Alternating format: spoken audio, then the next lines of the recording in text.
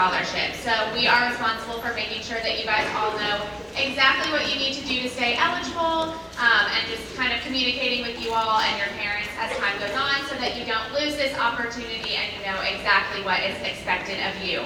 So before I get started, how many of you guys know what Tennessee Promise is? Most of you guys probably should. It's a last dollar scholarship that covers tuition and mandatory fees at any of our eligible schools, which essentially means that your balance would be zero and you don't owe any money to your college. Last dollar means that Tennessee Promise is applied to your financial aid after your other state and federal aid, but that really just means that the Hope Scholarship and then the Pell Grant or TSAA grant would be applied first if you're eligible for those. And then after those are applied, your Tennessee Promise funds would come in and pick up the rest of your balance. So it's a pretty good deal. It can be used at any of our eligible schools. They can all be found on page 16 of this book if you want to take a look right now. But they are all of the community colleges in Tennessee, all of the Tennessee colleges of applied technology. So the TCATs, those trade schools, and then a handful of four-year public and private universities. So not every single four-year school in Tennessee is going to be listed because you do have to be enrolled in an associate's degree program, which is one of those two-year programs to use Tennessee Promise funding, and not every college offers it. So make sure that if you are planning on using Tennessee Promise, that you take a look and make sure that the schools you're interested in are on this list. However, I know that some of you are probably looking and see that maybe your #1 school or even your top 3 schools are not listed on page 16, but it's still really important for you guys to take advantage of Tennessee Promise and stay eligible at least while you are in high school, if not all the way up until you actually start at an ineligible school, because once you miss a Tennessee Promise requirement, there is no regaining eligibility, and everyone thinks it's not going to happen to them, but I promise someone in this room will have to use Tennessee Promise as a backup plan, and you don't want to become ineligible because you thought you were going somewhere else, and then you end up staying home and you're having to pay $2,000 each semester when you could be going somewhere for free. So even if this is Plan Z for you, make sure you're tuning in, paying attention to these requirements. I know as I'm talking about them, it may feel like a lot, but at the end we'll kind of recap, and I think you guys will see it does not take that much to be eligible for Tennessee Promise, and you don't want to close the door on any scholarship opportunities when it comes to paying your tuition. So with that being said, we're going to talk about what it does take to become eligible. So the first thing is to apply, but before we talk about that, go ahead and take a look at page 5 in this handbook. It is your student checklist. And I think this is the most important page in the entire book. It outlines everything that you guys need to do to become and stay eligible for Tennessee Promise leading up to your first semester of college next fall. So I'm going to walk you through this just so you have a really clear understanding of what's expected of you all while you're in high school to be eligible to receive this funding. Like I said, the very first thing is to apply. Raise your hands if you guys have applied for Tennessee Promise yet. Probably a handful of you guys have. So the application deadline is super important. It is November 1st, and it is a hard deadline. You have to apply during the fall semester of your senior year of high school, and if you miss that November 1st deadline, you will not be eligible for Tennessee Promise moving forward, and you cannot reapply later if you decide to use it. So even, like I said, if this is your Plan Z, make sure that you are applying by November 1st so you don't already close the door on this scholarship opportunity. The application is super easy. You can find it at tnpromise.gov, and there's actually step-by-step instructions on page 6 of this handbook to help you guys fill out the application. But there's just a couple things I want to make sure you guys know of ahead of time. First of all, make sure you're entering all of your personal information on the application correctly. I know it seems kind of self-explanatory and silly to say, but if you accidentally misspell your name, or if you accidentally type a wrong number in your social security number, it can be a little bit of a headache to fix that information on your end. So go ahead and make sure you're doing it right the first time so you don't need to worry about it later on. Also make sure that you provide updated contact information for both you and your parent. So you don't need to list your parent's email twice for both of you. Make sure you're listing yours as well. This way you guys can receive not only the confirmation email of your application, but also important reminders about all the information covered in this handbook moving forward, so that way you don't always have to reference it. You guys can just check your emails once a week and make sure you're on top of everything you need to do for your scholarships and also just applying and enrolling in college in general. So make sure, like I said, updated contact information and contact information you guys use. But also make sure to check that email right after you apply to make sure that you received the confirmation email. If you didn't get it, it means that your application did not successfully go through, and it means that you haven't met that requirement yet. So if you don't get that email, you will need to log back in and reapply for Tennessee Promise, and make sure you get that confirmation email so that you meet the deadline, which is when? November 1st. You must apply for Tennessee Promise by November 1st to even become eligible for it. So that is your very first requirement. The application is really quick. It takes maybe 5 or 10 minutes. So just, fall break is this week. You can always fill it out on Sunday before you come back to school. It will take no time at all. But your next requirement is going to be to file your FAFSA, the free application for federal student aid. Raise your hand if you've heard of it. You guys all should, as seniors in high school, know what the FAFSA is. It's how you apply for the Hope Scholarship as well as state and federal grant money. So like I said in the beginning, Tennessee Promise is a last dollar scholarship, and those 3 things are applied to your financial aid first. So that is why filing the FAFSA is also required for your Tennessee Promise eligibility. And you'll see on page 5, you need to file it by February 1st of 2020, which I know feels really far away, but it actually will be here before you know it. And the FAFSA is a little bit time consuming and can be challenging at times to fill out. So you do not want to wait until February 1st to turn this in. If you are filling out your FAFSA and you run into issues and you submit it even a minute after midnight, and it is now 12:01 on February 2nd, you are not going to be eligible for Tennessee Promise moving forward, and like I said, you cannot regain your eligibility. So I would recommend working on it this year, 2019, either this month, November, or December. That way, if you or your parents run into any issues or any questions, you have plenty of time to reach out to anyone at your high school, anyone at your local community college, or anyone at Tennessee Achieves to kind of help you through this process, and we can fix the problem before the February 1st deadline. If you wait until February 1st and you run into an issue, like I said, you do not want to be there and having to submit it late. But it's super important to make sure you're filing the right year. Usually they have 2 years open, the 1920 and the 2021. You want to file the 2021 because that is the school year you all will be freshmen in college. 1920 is your senior year of high school, so you do not need to apply for financial aid for Tennessee Promise for that year. If you accidentally file the 1920 FAFSA, even if you meet the February 1st deadline, that does not satisfy the Tennessee Promise requirement, and you will not be eligible if you do not go back in and file the correct year's FAFSA. It has to be the 2021. That is super, super important. Also, make sure that when you log in to file your FAFSA that you are writing down your FSA ID and password. It is your login information, and regardless of where you go to school, this is what you're going to need every single year to file your FAFSA and reapply for Hope, Pell, and TSAA grant money. So make sure that you write it down, put a note in your phone, put it in a safe place so that you and your parents all know how to log in and access your FAFSA.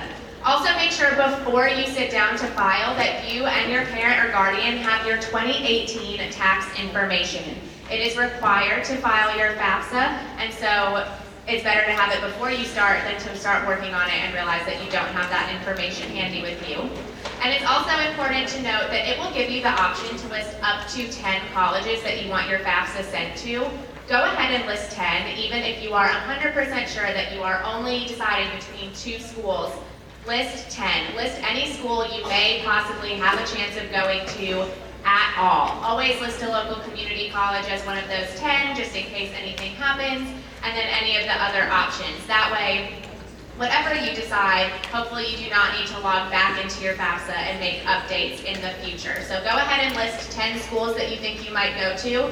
And just like the Tennessee Promise application, make sure that you are receiving a confirmation email from FAFSA and save it. If you don't get that confirmation email, it likely means that you did not successfully submit, And like I've been saying, these deadlines, especially for Tennessee Promise, are so, so important. So before I move on, when is the deadline for your FAFSA?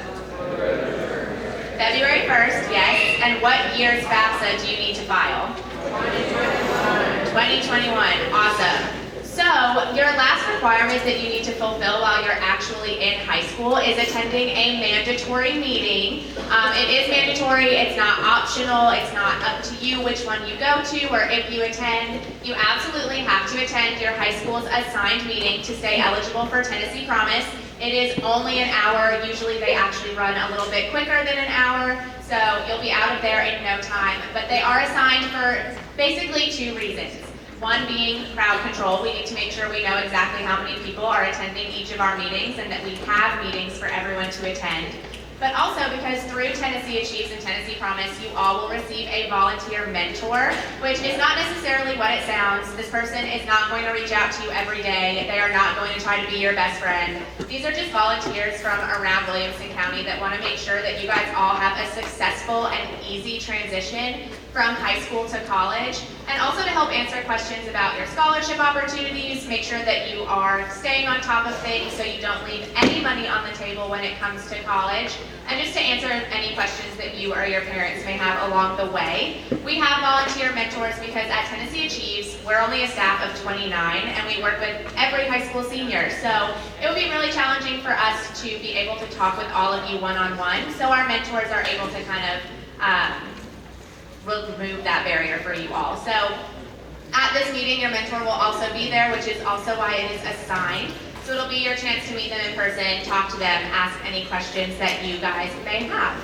But your all meeting for Summit High School is on April 8th, so it seems very far away, about 6 months from now, here at Summit at 5:30 p.m. Like I said, it'll be over no later than 6:30, but it is mandatory. You can find this in the back pages of your handbook. The meetings all start on page 24, and you can find them by county through there. But again, yours is April 8th here at 5:30 p.m. So we understand that life happens, and we do have an excuse form policy, but it is really strict and really limited. So the only things that we are able to excuse for this meeting are documented personal illness, a family emergency or like a death in the family, and then a school-sanctioned event. But I want to make sure you guys know exactly what all three of those mean, even though it seems pretty straightforward. So a documented personal illness does not mean that you have a really bad headache and your mom wrote a note saying that you're sick and you can't come. This means that you actually went to the doctor, you have a signed note from them with your name, the date of your meeting, and that you cannot attend, and you have to submit it to our website. Same thing with school-sanctioned event. It does not include practices or anything like that. These are all going to be either sports games or theater performances, but no practices are going to be excused. And you also need to have a signed note from either your coach or the supervisor, whoever's over the organization, with your name saying that you are actually on the team and that you have a game on April 8th at 5:30 and cannot be in attendance. If you are excused from your assigned meeting, that does not mean that you don't have to go anywhere. You still have to attend a Tennessee Promise meeting, which is why we have every single one offered listed in the back of this book. But it's really important for you guys to realize your assigned meeting is the second to last day that we offer these meetings. So if you know that you have a baseball game on April 8th, it is super, super important that you go ahead and submit an excuse form and pick a different meeting to attend before April 8th. Because if you wait and now it's April 8th and you realize you can't go to your meeting and you only have one day to pick to attend, they might not be in Williamson County anymore. And if you have to stay eligible for Tennessee Promise, you may be traveling quite a long distance to find the most convenient meeting for you to go to. So make sure that you are planning ahead. Personal illnesses may be treated differently, but make sure that you are planning well in advance, because it is not an excuse to just say, well, none of the meetings are close to me anymore, I can't go. So keep that in mind. It is the second to last day, so you literally have one day to make up meetings if you don't plan ahead of time. Also, to be important to be noted is that there are two things that we will never excuse for Tennessee Promise meetings, and it's going to be work and lack of transportation. Because your meeting is April 8th, and today is October 9th. So you have 6 months to either ask off work or find a ride with anyone else in this room that will be at the meeting. So those two will not ever be excused. So make sure, like I said, you are planning ahead to be here when? April 8th at 5:30. Awesome. So I said that was the last requirement while you're in high school, which is true, but there is one requirement you have due over the summer, but you can actually start working on it pretty soon. So I just want to get it on your radar really quickly, and that is your community service requirement for Tennessee Promise. You just need to do 8 hours of community service before each semester that you're enrolled, so about 1 day of community service. And it is not due until July 1st, so very far away, I know. But you guys can start working on community service after the Tennessee Promise application closes, so as soon as November 2nd. So if you do community service through a different club or organization on school campus, or if you volunteer over winter break with your family, that would qualify as Tennessee Promise community service, and you could go ahead and start submitting it anytime after you complete it. So just be sure that you're volunteering for an organization, not an individual. So you cannot just mow your neighbor's yard for free as community service. It has to be with an organization. You have to have a supervisor that can verify your hours. You obviously cannot get paid. And you cannot directly share your faith or proselytize as community service. You can volunteer for a religious organization. You just cannot directly share your faith per legislation. But as long as it falls in those guidelines, you are good to go. So I just wanted to get that on your radar. If you guys do anything during the school year or before the next meeting, that would qualify for Tennessee Promise Community Service. So those are your Tennessee Promise requirements. But before I let you guys go, I want to talk to you guys about something new this year called UT Promise. Yeah, so UT Promise is very similar to Tennessee Promise. They are not directly affiliated with each other, but they work the same. So UT Promise can be used at any of the University of Tennessee's campuses, and it is the same. It is a last dollar scholarship that will cover your tuition and mandatory fees at any of the UT's campuses, as long as you meet their requirements, which are the same as your Tennessee Promise requirements. They just have 2 or 3, I guess, additional ones. You have to fill out a separate application for UT Promise by December 15th. And you have to also be HOPE eligible. So Tennessee Promise does not have a GPA or ACT score requirement, but HOPE does. You need to either have a 3.0 in high school or maybe a 21 on your ACT. And there is also an income cap, but that is determined by your FAFSA. So just be sure that you are meeting all of your Tennessee Promise requirements plus those other 2 if you are interested in UT's Promise. And you can find all this information on page 44 of this handbook. It outlines the requirements, where you go to apply for UT Promise, all of that good stuff. But with that being said, that is all the information I have. I just want to go over the dates one more time with you guys before I let you go back to class. When is your Tennessee Promise application due?